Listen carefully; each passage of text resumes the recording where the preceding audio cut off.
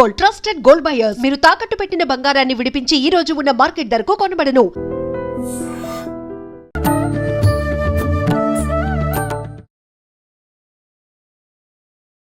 నమస్కారం, welcome to I dream. నేను మీ విజిత.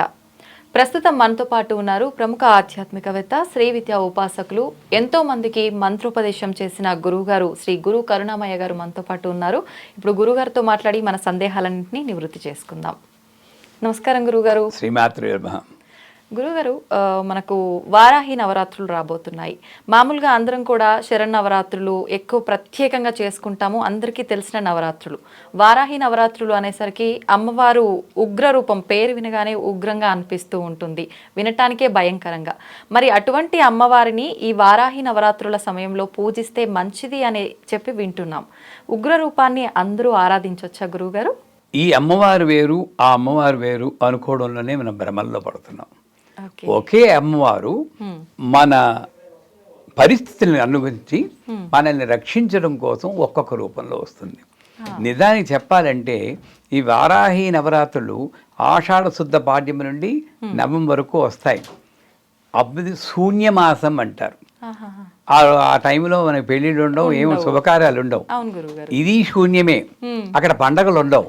ఈ టైంలో నా మైండ్ అటు ఇటు ఆలోచించి విపరీత ఆలోచనలకు వెళ్ళి చెడ్డ పనులు, చెడ్డ ఆలోచనలు, చెడ్డ కర్మలు, చెడ్డ మాటలు మాట్లాడడానికి అవకాశం ఉంటుంది. కాబట్టి ఆ సమయంలో నన్ను రక్షించడానికి వచ్చిన దేవత వేరే వారాహి. మరి మీ ఇంట్లో కూడా మీ పిల్లవాడు పెళ్ళైపోయింది కదా, మరి పిల్లలు చెప్పిన మాట వినకపోతే ముందు మెల్లిగా చెప్తారు, మరీ వినకపోతే ఏం చేస్తారు? కసురుతాము, కొడతాము. కొట్టరు, కనీసం ఇలా ఎత్తుతారు. కొట్టేదాకా కూడా ఉంటాయి గురుగారు కొన్ని సందర్భాలు. మరి మీరు ఉగ్రదేవతే కదా, అంతే. మీ పిల్లవాడు మిమ్మల్ని ఉగ్రదేవతను మాట్లాడడం మానేస్తాడు అనుకోండి, ఎలా ఉంటుంది మీకు? ఆ సమయంలో నేను ఆ రూపం ధరించాలి కాబట్టి ధరించాను, కానీ నిజానికి నాకు గుణమే లేదంటుంది అమ్మవారు. నా భ్రమ, ఉగ్రదేవత అనుకోవడం.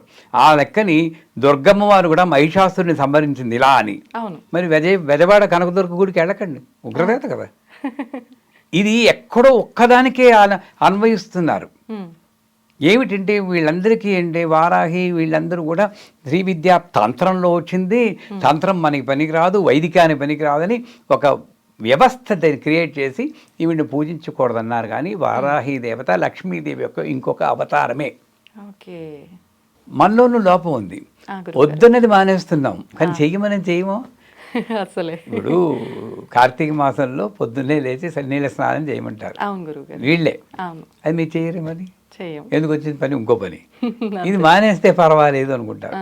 అసలు వారాహి అంటే రాహ్ అంటే చీకటి, వ అన్న శబ్దం అమృత శబ్దం, అభయం ఇచ్చేది. ఈవిడ లక్ష్మీదేవి యొక్క ఇంకొక స్వరూపమే. వారాహి అంటే ఇంకొక అనుకుంటారు, కానీ లక్ష్మీదేవి శుభాన్ని తీసుకొస్తుంది. మన ఇంటికి మామిడాకులు తోరణం లాంటివి, కానీ ఇంట్లో దుమ్ము పెట్టుకుని తోరణం కట్టుకుంటే ఏం లాభం? ఉపయోగం లేదు. ఈ దుమ్ము వ్యాక్యూమ్ క్లీన్ చేయడానికి వారాహి కావాలి. ఈ దుమ్ము మనలో ఉన్న దుమ్ము. ఇప్పుడు ఇంత బాగా డ్రెస్ చేసుకుని మొహాన్ని విభూతి బట్టలు పుట్టుకుని లోపల కుళ్ళు కూడా ఉంటే ఏం లాభం? ఈ కుళ్ళును తొలగించి ఇంకో దేవత కావాలి. అందుకే ఆవిడ ఫేసు బోర్ ఫేస్ అంటారు. దానికి ఒక కొమ్ము ఉంటుంది. ఈ కొమ్ముతోటి ఆవిడ పొక్కైన తవ్వినట్టు లోపల తవ్వి తీస్తుంది. ఎక్కడ తీస్తుంది? లోపలే. మనం తప్పంటే ఎవరికి ఒప్పుకోడు, ప్రపంచం తప్పని అనుకుంటాం, కానీ ఇది భరించడం కష్టం. వారాహి అమ్మవారు లక్ష్మీదేవి యొక్క, అందుకే శ్రీచక్రంలో కూడా కుడి పక్క కార్నర్లో మహాలక్ష్మి అన్న మాతృగా దేవత ఉంటే ఎడమ పక్క కార్నర్లో వారాహి అని ఉంటుంది. ఇక్కడ మంత్రంలో సర్వదుష్ట ప్రదుష్టానాం అని వస్తుంది అనేటప్పుడు ఇదో భయంకరం ఉగ్ర స్వరూపం అని. మరి ఆ లెక్కని నరసింహస్వామి ఈవిడ కన్నా మహా ఉగ్రవే కదా. మరి ఆయన్ని మానేయండి, అలా ఎలా కుదురుతుంది? అంత ఉగ్ర స్వరూపం కూడా ప్రహ్లాదుడు ఇలా అనేటప్పటికీ శాంతమయ్యాడు. ఇక్కడ ఏమిటి, ఈవిడ ఉగ్రం దేని మీద అన్నది మనం మర్చిపోతున్నాం. ఆవిడ ఉగ్రం మీ మీద నా మీద కాదు, రాక్షసుల మీద ఉగ్రం. Okay okay. మరి ఒక దొంగాడు వస్తే వాడి నయానా భయానా అంటే కర్రొచ్చుకుంటే కానీ దొంగాడు పారిపోడు. అంతే ఇక్కడ ఉన్నటువంటి కామక్రోధ లోభ మోహ మదవత్తర్లనే దొంగల్ని తరమాలి అంటే వారాహి లాంటి ఉగ్రదేవతే కావాలి. అవును, ఆవిడ నిజానికి ఉగ్రదేవత కాదు, సౌమ్యంగానే ఉంటుంది మనం ప్రార్థించినప్పుడు. అందుచేత వారాహిని గురించి భయపడాల్సిన పని లేదు, ఎవ్వరు చెప్పినా వినకండి. ఈవిడ 3 సందర్భాల్లో మన కలియుగంలో ఇప్పుడున్న పరిస్థితుల్లో 3 సందర్భాల్లో మనకు కావలసిన దేవత వారాహి. అవునా గురుగారు? రాహు దోషం అని ఉంటుంది, మీరు విని ఉంటారు, మీ ఛానల్లో కూడా చాలా మంది జ్యోతిష్కులు అస్ట్రాలజర్స్ చెప్తూ ఉంటారు. ఆ రాహు దోషం ఉందంటే భార్యాభర్తల మధ్య సంబంధం బాగుండదు, దెబ్బలాట్లు వస్తూ ఉంటారు. కరాల భక్తం కరవాల సూలి అని ఆయన వర్ణిస్తాడు. ఎప్పుడు దెబ్బలాటే. ఏమమ్మా బాగున్నావా అంటే కనబడటం లేదా, అది వాళ్ళకి వస్తున్నా. ఈ రకమైన యాటిట్యూడ్ రాహు వల్ల వస్తుంది. వచ్చి ఆ దోషం పోవాలంటే రాహు మంత్రం జపం చేయమని కయాన చిత్ర ఆ బహుతూతే అని ఏదో చెప్పమంటారు. కానీ విపరీతంగా లోనవుతున్నప్పుడు వారాహి రక్షిస్తుంది. సో వారాహి దేవతను ఉపాసనని ప్రార్థన చేస్తే భార్యాభర్తల మధ్య సంబంధాలు బెడిసికొట్టినప్పుడు ఇది పని చేస్తుంది. అంటే భర్తని భార్యని మార్చేస్తుందని కాదు, అడ్జస్ట్ అయ్యి కూడా నేర్పుతుంది. అదే కదా గురువు గారు కావాల్సింది. మనం అడ్జస్ట్ అవ్వలేకపోతున్నాం. 2 క్రానిక్ ఇల్నెస్, దీర్ఘకాల వ్యాధులు ఏమైనా ఉంటే వాటిని ఉపశమనం చేస్తుంది. అందుకే ఈ వారాహి మంత్రాన్ని మా గురువు గారు అమృతానంద సరస్వతుల వారు సర్వదుష్ట ప్రదుష్టానాం అన్న ప్రదేశంలో సర్వరోగ ప్రరోగాడాం అని చెప్పి రోగాలను ఏం చేసి చూపించారు. 3వది కోర్టు కేసులు. ధర్మం మన పక్కనుంటే, న్యాయం మన పక్కనుంటే వారాహి చదివితే ఆ కోర్టు కేసులో జయం అవుతుంది. ఇంత గొప్ప శక్తివంతమైనటువంటి లక్ష్మీదేవిని అడుగు అనేటప్పుడు భయపడిపోయి పక్క వాళ్ళు కూడా చెప్పి అమ్మమ్మ వద్దంటే, ఏమండి నా తల్లి ఎంత భయంకరంగా ఉన్న తల్లే కదండి, నేను ఎక్కడ వదులుతాను ఆ భావన ఉన్నవాడు రామకృష్ణ పరమహంస అలా నరికినా సరే నిన్ను మాత్రం వదలను అన్న భావన వాడికి వారాహిదేవి గొప్ప ఉపయోగం, మంచి శుభాల్ని కలుగజేస్తుంది. మరి ఎలా ఆరాధించాలి గురువుగారు అమ్మవారిని? ఇప్పుడు ప్రత్యేకించి ఒక్కొక్క అమ్మవారికి ఒక్కొక్క ప్రత్యేకమైన స్పెషల్ డే, తిథి కానీ వారం కానీ అలా ఉంటుంది. ఈ అమ్మవారి విషయానికి వస్తే నాకు తెలిసినంత వరకు ఒక తిథి ఇది ఉన్నట్టుగా ఎక్కడ వినలేదు. ఈ ఆషాఢ మాసంలో మాత్రమే నవరాత్రుల టైంలో పూజిస్తారని చెప్పి విన్నాం గురుగారు. నిజమేనా గురుగారు? అది నవరాత్రులు మాత్రమే కాదు, నిజానికి మనం కొంచెం పైకి వెళ్ళి మాట్లాడదాం. అలాగే, ఇక్కడ కాదు, ఇక్కడ మాట్లాడితే భగవంతుడు అనేది శక్తి. ఈ శక్తి ప్రపంచమంతా వ్యాపించి ఉన్నప్పుడు ఈ మూలంలో ఉన్న శక్తిని నేను నాలెడ్జ్, జ్ఞానం కోసం ఉపయోగిస్తాను. దాన్ని నేను సరస్వతి అంటాను. అదే శక్తి ఇటుపక్కకు వస్తుంది, ఫోకస్ కోసం ఉపయోగిస్తాను. దాన్ని ఏమంటారు? గణపతి అంటాం. ఇక్కడ ఉంటుంది డబ్బు సంపద కోసం, సుఖం కోసం. ఆవిడని ఏమంటారు? ఐశ్వర్యలక్ష్మి. ఐశ్వర్యలక్ష్మి బిరుదు కూడా పెట్టారు. లక్ష్మి అంటేనే ఐశ్వర్యం. దాన్ని మళ్ళీ ఐశ్వర్య, ఇది ప్రజెంట్ డే ట్రెండ్ ఏమిటంటే ఐశ్వర్యలక్ష్మి అని చెప్తే కానీ లక్ష్మి గురించి నిజమే గురువు గారు, ఇవన్నీ యాడెడ్ అనమాట. ఆవిడ మహాలక్ష్మి. సో ఈ పాకెట్స్ లో ఒక్కొక్క పాకెట్ ఒక్కొక్క టైంలో యాక్టివ్గా ఉంటుంది అంతే. గణపతి నవరాత్రులప్పుడు గణేష్ చతుర్థి నుండి ఆ 9 రోజులు గమనం చేస్తే ఆ టైంలో ఆ పాకెట్లో చాలా శక్తి ఈజీగా మనం డ్రా చేసుకోవచ్చు, అంతే అర్థం. వారాహి యొక్క శక్తి ఈ మూలన ఉంటుంది కాబట్టి ఆవిడ యొక్క శక్తి ఈ ఆషాఢ మాసంలో పాడ్యమి నుండి నవమి దాకా బాగా ఉధృతంగా ఉంటుంది, ఈజీగా కనెక్ట్ అవ్వచ్చు. అంచేత రాబోయే జూలై 6 నుండి 14 దాకా మీరు కెమెరామెన్లు చూసి వాళ్ళు అందరూ ఈజీగా చేయగలిగింది ఒక వారాహిదేవి ఫోటో ఒకటి పెట్టుకుని. గురుగారు, వారాహి అమ్మవారి ఫోటో ఇంట్లో పెట్టుకోవచ్చా అనే సందేహం కూడా చాలా మందికి ఉంది. పెట్టుకోవచ్చా గురుగారు? మన చుట్టాలు, భార్య, భర్త, మేనమావలు వాళ్ళు కూడా భయంకరమైన బిహేవియర్ ఉన్న వాళ్ళు ఉంటారు. వాళ్ళ ఫోటో పెట్టుకుంటున్నారు. వాళ్ళ ఫోటో పెట్టుకోగలుగుతుంది, వారాహి ఫోటో పెట్టి ఏం కష్టం చెప్పండి. ఇక్కడ మైండ్లో ఎక్కడో తేడా ఉంది నాకు. అసలు భగవంతుడు గుణాతీత, రూపాతీత, నామాతీత, తత్వాతీత, అన్నిటికీ అతీతమైన ఒక భగవత్ శక్తిని నేను గుణం ఆపాదించి అమ్మమ్మమ్మ వీడి దేవుడికి వెళ్ళకూడదు, వీడు చెత్తగాడు అన్నట్టు మాట్లాడతాం. అసలు రాహు కూడా అమ్మవారి స్వరూపమే అంటాను నేను. ఏకైవాహం జగత్యత్ర ద్వితీయా కా మమాపర పశ్యైతే అదుష్ట అని ఆవిడ 10వ చాప్టర్లో రాక్షసుని తిడుతుంది. ఉన్నది నేను ఒక్కతినేరా, అందరూ నా విభూతులే అని. అది చదువుతున్నాం కానీ బుర్రలోకి ఎక్కటం లేదు. వారాహి ఆవిడే, మీరు ఆవిడే, నేను ఆవిడే, ఆవిడ తప్పితే ఇంకోటి లేదు, కృష్ణుడు అదే అన్నాడు. సో ఆ రకంగా చూసినప్పుడు ఆవిడ అమ్మవారి యొక్క స్వరూపం ఈ రూపంలో వస్తుంది. ఇకపోతే ఈ 9 రోజులు ఏం చెయ్యాలి అంటే, రోజు నిత్య పూజ చేస్తాం చేసేవాళ్ళు. ఏమండి, గంధం, పుష్పం, ధూపం, దీపం, నైవేద్యం. అది చేయడం తెలియకపోతే అడగమనండి, మీ ఛానల్ ద్వారా మనం చెప్పిద్దాం. సింపుల్. అది చేసి వారాహమ్మ వారి ఫోటో పెట్టుకొని, ఆ ఫోటోకో విగ్రహానికో యంత్రానికో మీ శక్తి కొలిది ఈ పూజ చేయాలి. పూజ చేసినప్పుడు వారాహికి ఎరుపు రంగు అంటే అక్కడ ఇష్టం అంటారు, కానీ ఆవిడకి ఇష్టం ఏంటి, కష్టం ఏమిటి, ఇది భగవంతుడికి ఆవిడకి అతీతురాలు. కానీ ఎరుపు రంగులో ఈజీగా ఆవాహన ఉత్తేజమవుతుంది. అంచేత ఈ పూజలో ఎర్ర రంగు బట్టలు వేసుకోండి. అంటే ఇది వేసుకున్న, నేను ఇప్పుడు తెల్ల రంగు బట్టలు వేసుకున్నంత మాత్రం నేను శాంత పురుషుని అయిపోతానండి. ఈ బట్టలో ఉన్నది కొంచెం రిమైండ్ చేస్తుంది, ఒరే నువ్వు తెల్ల బట్టలు వేసుకున్నావురే, కోపించుకోకూడదు అని బాధ్యత గుర్తిస్తూ. కానీ ఇది వేసుకుంటే నాకు శాంతం రాదు, ఒప్పుకుంటారా?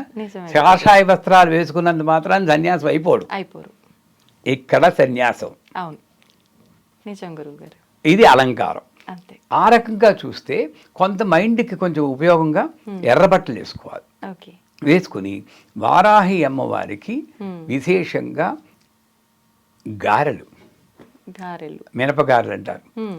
ఇది ఆవిడకి వెజిటబుల్ బిర్యానీలు గారెలు ఏంటి అనుకోవచ్చు. ఇక్కడ ఏంటంటే, ఇందాక అందాం కదండి వారాహి ఉగ్రదేవతని. ఉగ్రదేవత మాంసం ఇష్టం కదా, మాంసం పెట్టలేం కదా, మాంసానికి ప్రతీకగా మినప గారెలు పెడతాం. ఆ మాంసం ఏమిటి, అది కూడా ఈ పిక్కు తినేసి మాంసం కాదు. నాలోని అహంకారము, నాలోని కోపము, నాలోని డిప్రెసివ్ ఎన్ని మాంసంతో సమానం. అది నాకు ఒక ఆకారం ఏర్పడుతుంది. ఇవన్నీ తీసేయండి, ఏమీ లేదు. అంచేత ఆ మాంసానికి ప్రతీకగా గారెలు పెట్టి, మరి ఎవరికో కొంచెం భయం ఉన్న వాళ్ళకి దాన్ని కొంచెం తేనేస్తుంటారు. అంటే ఆవిడ కొంచెం చల్లబడ్డ కోసం చేసి, లేదా దానిమ్మ గింజలు నైవేద్యం పెట్టచ్చు. ఏదో ఒక నైవేద్యం పెట్టి అమ్మవారిని పూజ చేయడం.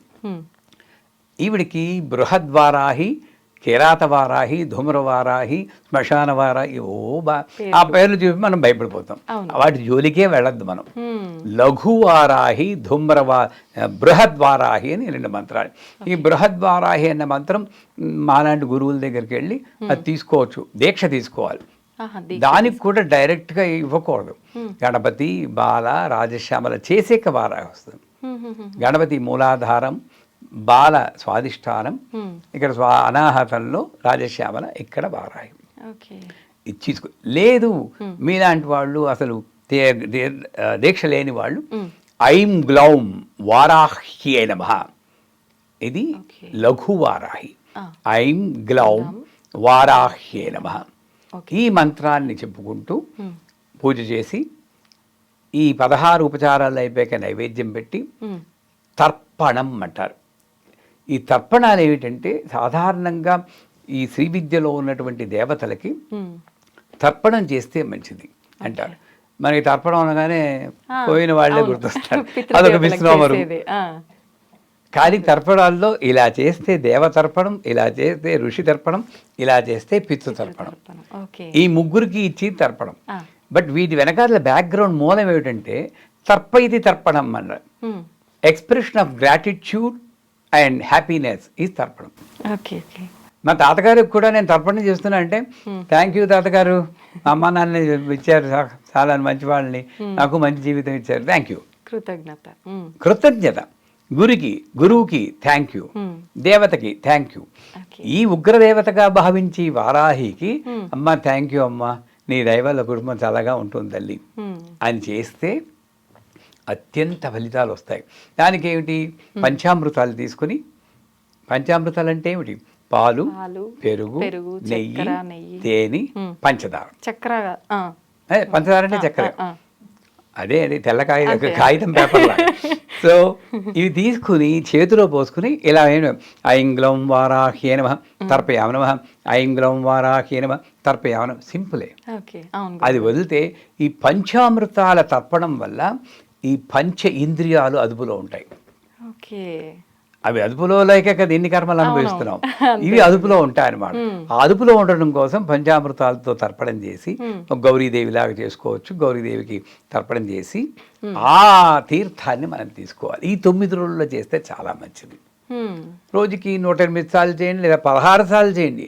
ఎంతో కొంత దేవుడు కూడా అడ్జస్ట్ అయిపోతున్నాడు ఈ రోజుల్లో. నువ్వు చేస్తే చాలు రా నాయనా, నేనేం కండిషన్లు పెట్టను అనే స్థితికి తీసుకొచ్చేస్తాం భగవంతుడిని.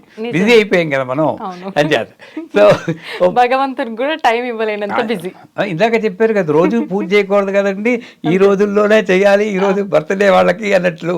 అసలు బర్త్డే ఏమిటి భగవంతుడు చెప్పండి, ఆయనకి బర్త్డే ఏంటి, ఆయనకి జోలపాట ఏంటి, ఉన్మేష నిమిషోత్పన్న వివన్న భువనావళి. నువ్వు కన్ను రెప్పేస్తేనే ప్రళయం వస్తుందని ఏ ధైర్యంతో పడుకొని అయినా అంటున్నారు. సో అదంతా ఏంటి, ఒక ఆనందం అంతే. చేత ఈ రకంగా పూజ తర్పణము చేస్తే ఆ ఇంట్లో మొట్టమొదటిది మనశ్శాంతికి లోటు ఉండదు. నెంబర్ 1. నెంబర్ 2, దేహం తర్వాత కర్మలు అనుభవించాలి. ఇప్పుడు 71 ఏళ్ళు నాకు కొంచెం నడు నొప్పి పెడితే, అమ్మో నడు నొప్పి అంటే ఏంటి, వచ్చాక ఏదో ఒకటి వస్తుంది. కానీ ఎంత నీకు కర్మలున్నా నిన్ను బాధించకుండా ఉంటుంది. నేను వారాహి అమ్మవారిని మా పీఠంలో ఆల్మోస్ట్ డైలీ ఏదో పూజ చేస్తూనే ఉంటాం, మంత్రం చెప్తూ ఉంటాం. ఇప్పుడు నాతో పాటు వచ్చిన నా శిష్యులు కూడా వాళ్ళందరికీ వారాహి మంత్రం కంఠతా వచ్చు, బృహద్వారాహి కూడా. దానివల్ల ఉపయోగం ఏంటంటే, నాకు ఒక 2 ఏళ్ల క్రితం పెద్ద యాక్సిడెంట్ అయింది. అక్కడికి వెళ్ళి వెనక్కి వచ్చేసాం. వెన్నెముకలో 2 రాళ్ళు వేసారు, రిప్స్ విరిగిపోయాయి, కళ్ళు ఓపెన్ అయింది, ముక్కు బద్దలైపోయింది. ఎలా కనబడుతున్నానా? బాగానే ఉన్నాను కదా, ఇలా కూర్చుని నవ్వుతూ మీతో మాట్లాడుతుందంటే నన్ను రక్షించింది అమ్మవారే. ఆ అమ్మవారు వారాహి రూపంలో రక్షించని నమ్ముకుంటాను. ఆవిడ్ని ఉపాసన చేస్తే కానీ నా కర్మ నేను తప్పించుకోలేదు. నన్ను ఏమీ బాధ పెట్టకుండా అన్ని దేశాలు ఇప్పుడు కూడా తిరుగుతున్నాను నేను. అందువల్ల ఈ చూసి ప్రేక్షకులు మీరు కూడా ఈ వచ్చి అవకాశాన్ని పోగొట్టుకోకుండా వారాహి దేవతని జూలై 6 నుండి 14 వరకు యథాశక్తి పూజ చేసి తరించాలని మనవి. ధన్యవాదాలు గురుగారు. తవ్వుతున్న శివలింగం సరే, దాన్ని అట్లా కప్పేసేయండి, చూపించదండి. Krishna is there. మూర్తి పూజ కాదు, సాక్షాత్ బ్రజేంద్ర నందన భగవాన్ ఉన్నారు మూర్తిలో. ఏమీ ఆశించకుండా ఆరాధించే వాళ్ళు కూడా ఉన్నారా ప్రభుజీ? నిజమైన భక్తి అంటే మనకు తెలియదు కాబట్టి